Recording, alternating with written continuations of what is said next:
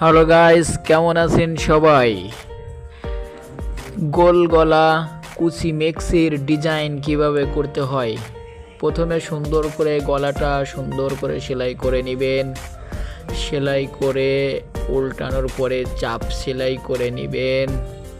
সুন্দর করে চাপ সেলাই করে নিয়ে গলাটা উল্টানোর পরে একটু নিচে মেক্সির গলাটা রেখে মহড়ার নিচ থেকে নিচ পর্যন্ত খুব সুন্দর করে আস্তে আস্তে করে কুচি দিবেন।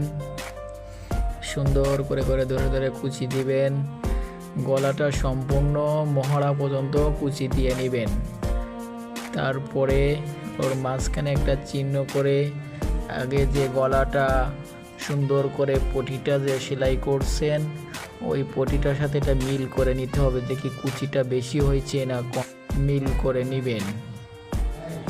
মেলানোর পরে চিহ্ন করবেন দুইটা। চিহ্ন করার পরে গলাটা পটিটা মেক্সির গলার মাঝখান থেকে ধরে ওপাশের পুট লাইন পর্যন্ত জয়েন করে নেবেন। এরপর এক পাশ হয়ে গেলে তারপর এ পাশেরটাও সুন্দর করে মাঝখান থেকে এ পাশ পর্যন্ত আগে জয়েন করে নেবেন। জয়েন করার পরে সঠিক পাশে এসে সোজা সুন্দর করে চাপ সেলাই দিবেন।